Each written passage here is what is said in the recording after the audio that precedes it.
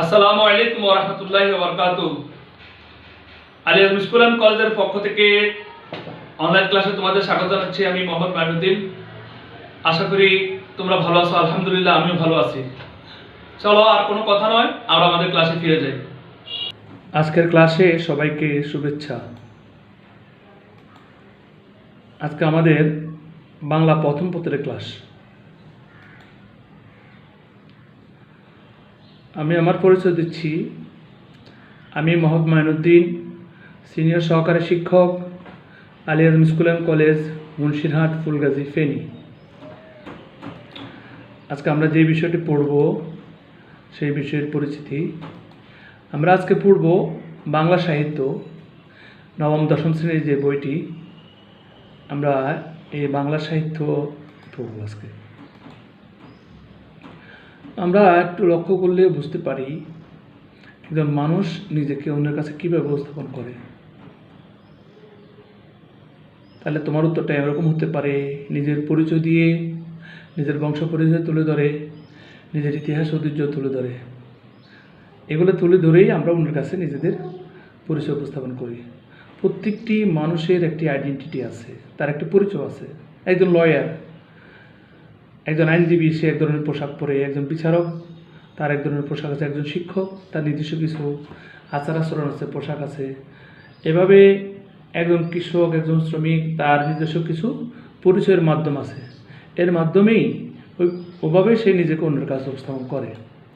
তাহলে সবগুলো একটু খেয়াল করো, এখানে অনেকগুলো পরিচয় আছে। আমরা দেখতেছি কৃষক শস্যের ফুলের জমির পাশ দিয়ে হেঁটে যাচ্ছে। আরেকটা ছবিতে দেখা যাচ্ছে আবহমান বাংলার নদীমাতৃক বাংলাদেশের নদীতে পাল তুলে নৌকা যাচ্ছে। এরপর আমরা আরেকটা ছবি দেখতে পাচ্ছি, সেখানে অতি প্রাচীনকালের কিছু নিদর্শন, যেগুলো বিভিন্ন প্রাচীন বিহার স্থাপনাগুলোর ভিতরে এই সমস্ত আমরা স্থাপত্য নিদর্শন আমরা দেখতে পাই। এরপর আরেকটা ছবি আমরা এখানে দেখছি, ঐতিহাসিক সোনা মসজিদ। এগুলা বিভিন্ন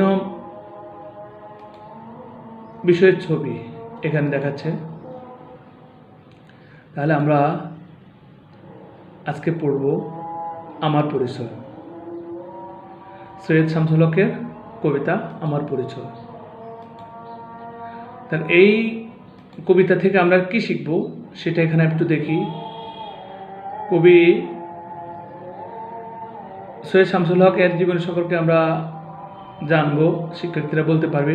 অজানা শব্দের অর্থ তারা বলতে পারবে। কবিতাটি প্রমিত উচ্চারণে পড়তে পারবে। সৈয়দ শামসুল হক গভীর মমতার সঙ্গে যে ইতিহাস, ঐতিহ্য ও সংস্কৃতির কথা বলেছেন তা ব্যাখ্যা করতে পারবে। আমরা আগে কবি পরিচয় জানব। তোমাদের সামনে যে ছবিটি উপস্থাপন করা হয়েছে, তিনি কবি সৈয়দ শামসুল হক। একজন বিদগ্ধ মানুষ, দেশপ্রেমিক মানুষ। আমাদের পথে প্রান্তরে, আমাদের সমস্ত কিছুতেই তিনি তার নিজের স্বকীয়তা, নিজের পরিচয় খুঁজে বেড়াচ্ছেন। আমরা তার সম্পর্কে জানব। সৈয়দ শামসুল হকের জন্ম 27 ডিসেম্বর 1935 সালে। তার জন্মস্থান হলো কুড়িগ্রাম। তার পিতার নাম ডক্টর সৈয়দ সিদ্দিক হুসাইন, মাতা সৈয়দ হালিমা খাতুন। তিনি পড়ালেখা করেছেন ঢাকা কলেজিয়েট স্কুল থেকে মেট্রিক, জগন্নাথ কলেজ থেকে ইন্টারমিডিয়েট ও ঢাকা বিশ্ববিদ্যালয়ে কিছুদিন লেখাপড়া করেন। তাহলে এই কথা দ্বারা আমরা বুঝতে পারলাম যে তিনি আসলে তার লেখাপড়া শেষ করতে পারেননি। পরবর্তীতে সাংবাদিকতা এবং লেখালেখির উপর তিনি নিজেকে জড়িয়ে ফেলেন।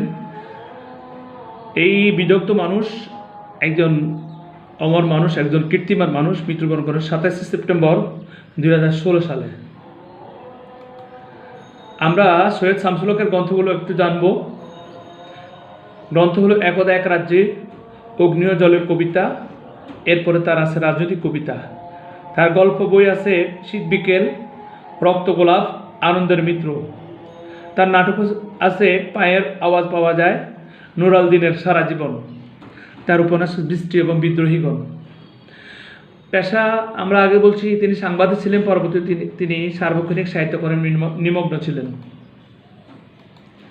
আমরা তাহলে একটি একক কাজ এতক্ষণ আলোচনার মধ্যে থেকে তোমরা জানো সৈয়দ শামসুল হক কোথায় জন্মগ্রহণ করেন। সৈয়দ শামসুল হকের পেশায় কী ছিলেন তিনি? পায়ের আওয়াজ পাওয়া যায়। এটা কী ধরনের রচনা? একটা হলো আনন্দের মৃত্যু। এটা কী জাতীয় রচনা? উত্তরগুলো একটু মিলিয়ে দেখো। এই প্রথম প্রশ্ন, তার জন্মস্থান কুড়িগ্রামে, তিনি পেশায় ছিলেন একজন সাংবাদিক। তার দ্বিতীয় প্রশ্নের উত্তর হল এটা একটি নাটক গ্রন্থ। 4 নম্বর এটা গল্প গ্রন্থ। আমরা একটু শব্দার্থগুলো জানি। এই কবিতা একটি শব্দ আছে আলপথ, এটা অর্থ হলো জমির সীমানাপথ। আমরা ছবিতে লক্ষ্য করছি কয়েকজন কৃষক ধান নিয়ে বাড়ি যাচ্ছেন, জমিনের মাঝখান দিয়ে যাচ্ছেন মনে হচ্ছে, কিন্তু আসলে মাঝখান না, একটি জমিন থেকে আরেকটা জমিন থেকে আলাদা করার জন্য মাঝখানে যে সীমানাটা দেওয়া হয় এটার নাম হলো আলপথ। তোমরা যারা গ্রামে বড় হচ্ছ তোমরা আলপথ সম্পর্কে তোমাদের ভালো ধারণা আছে। তোমাদের গ্রামের ভাষায় সেটাকে আইল বলা হয়। এরপর দেখো একটি ছবি, এটার নাম হলো কৈবর্ত। এটাকে ধীবর বলা হয় বা জেলেও বলা হয়। যারা মাছ ধরে জীবিকা নির্বাহ করে তারাই জেলে। কিন্তু এই কৈবর্ত শব্দের সাথে বাংলা রাজনৈতিক ইতিহাসে একটি ঘটনা জড়িত আছে। এটা 11 শতক থেকে আনুমানিক 1070 থেকে 1077 খ্রিস্টাব্দ পর্যন্ত মহিফালের বিরুদ্ধে অনন্ত সামন্তন চক্র মিলিত হয়ে যে বিদ্রোহ করেন তাই কৈবর্ত বিদ্রোহ নামে খ্যাত। এই বিদ্রোহের নেতা ছিলেন দিব্য। অর্থাৎ রাজা মহিফালের বিরুদ্ধে যে সাধারণ মানুষ, জেলে, কৃষক সম্প্রদায় বিদ্রোহ করেন, এই বিদ্রোহ যারা করেন তাদেরকে বলা হতো কৈবর্ত। তাদের নেতা ছিল দিব্য। তারা মহিফাল থেকে ক্ষমতাও দখল করে, কিন্তু শেষ পর্যন্ত তারা টিকে থাকতে পারেনি। এরপর একটা ছবি লক্ষ্য করো। আমাদের এই কবিতার ভিতরে একজন কবির নাম আছে, একটি শব্দ আছে অবন ঠাকুর। আসলে অবীন্দ্রনাথ ঠাকুর কলকাতার বিখ্যাত চোরাসাঁকোর ঠাকুর পরিবারে জন্মগ্রহণ করেন। তিনি একজন বিখ্যাত চিত্রশিল্পী এবং শিশু সাহিত্যিক। তার জন্ম 7 আগস্ট 1871 ইংরেজি আর মৃত্যু 5 ডিসেম্বর 1951 ইংরেজি। এখানে কবিতায় কবি ঐতিহ্যের ধারক হিসেবে এই সমস্ত উদাহরণগুলো তুলে ধরেছেন। এরপর আরেকটি শব্দ দেখো, আরেকটি ছবি দেখো তোমরা। এই ছবিটা নাম হলো দেউল। এটা একটা দেবালয়, দেবতার ঘর, প্রার্থনা স্থান। বিভিন্ন ধর্মের লোকদের বিভিন্ন ধরনের প্রার্থনার জায়গা আছে।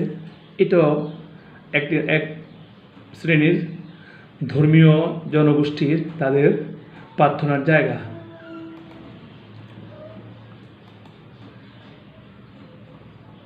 এরপর একটি খেয়াল করো,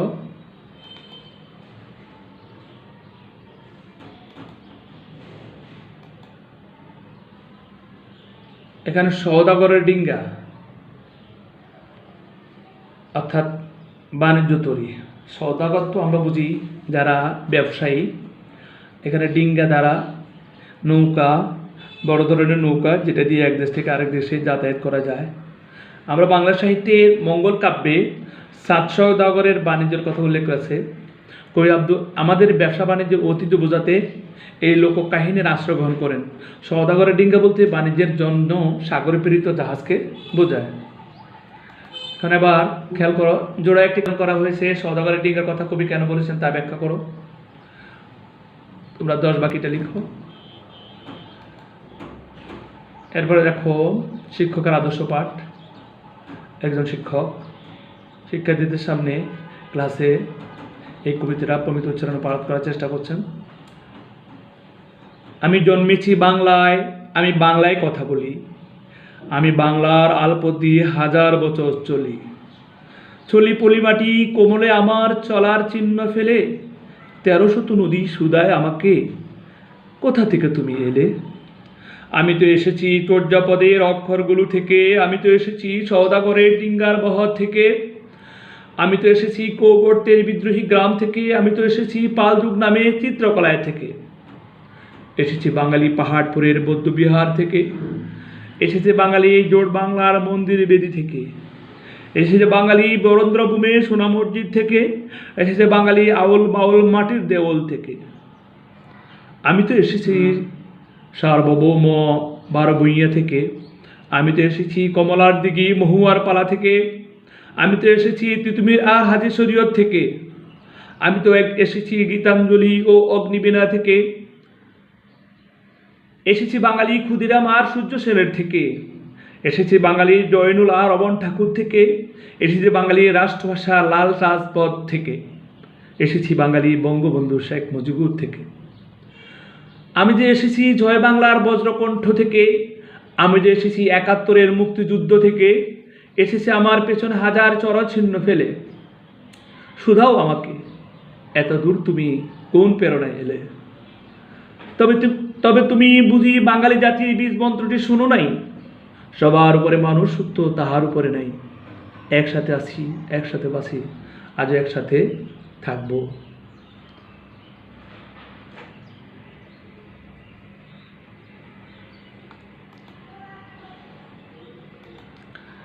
এরপরে শিক্ষার্থীদের প্রমিত উচ্চারণে কবিতাটি আবৃত্তি করার পালা। এরপর আমরা কবিতার মধ্যে একটি শব্দ পড়লাম, পালযুগ। এটা হলো ৭৫০ খ্রিস্টাব্দে গোপালের রাজ্য শাসনের মধ্যে দিয়ে বঙ্গে পাল যুগের সূচনা হয়। তারপর ৪০০ বছর পাল বংশের রাজত্ব টিকেছিল। চিত্রকলার এই সময়ের সমৃদ্ধি লক্ষ্যযোগ্য। কবি আমাদের শিল্পের সমৃদ্ধ ঐতিহ্য বোঝাতে পাল যুগের চিত্রকলার কথা উল্লেখ করেছেন। এখানে পাল যুগের দুটি চিত্রশিল্পী এখানে প্রদর্শন করা হয়েছে তোমাদের সামনে।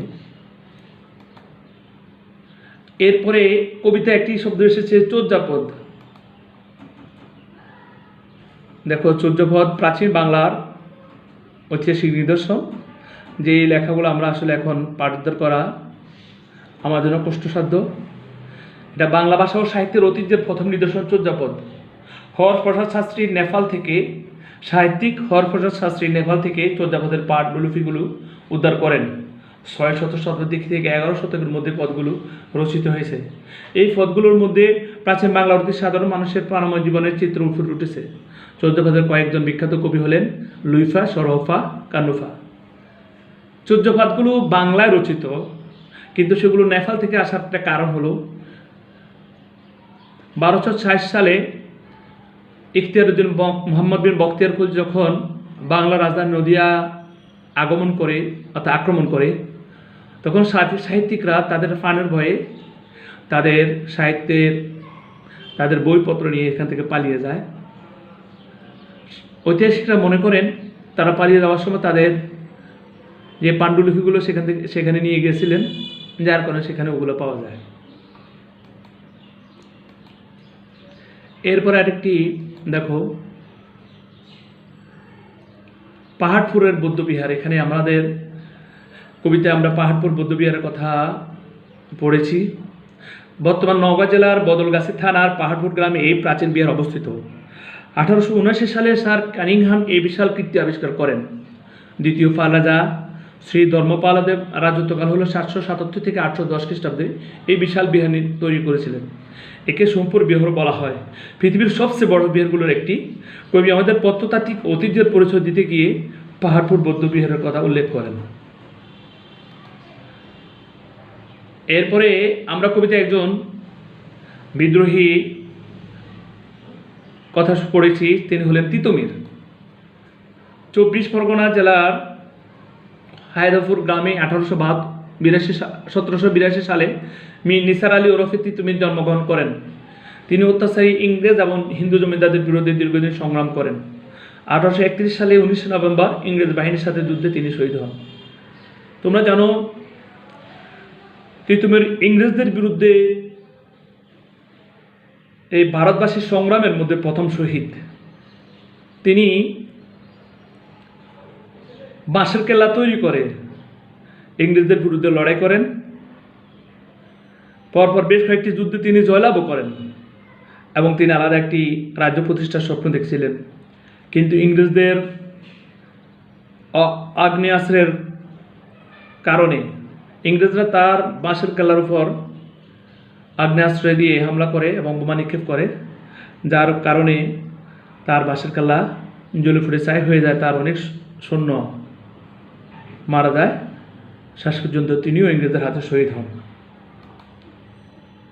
এরপরে আরেকজন বিপ্লবী নাম হলো ক্ষুদিরাম। তোমরা ছবিতে যাকে দেখতে পাচ্ছ, ক্ষুদিরাম বসু 1889 থেকে 1908 খ্রিস্টাব্দে তার জন্মমৃত্যুকালীটা মেদিনীপুর জেলার মৌবনী গ্রামে জন্মগ্রহণ করেন। শৈশব থেকেই ব্রিটিশ বিরোধী আন্দোলনের সাথে জড়িত ছিলেন।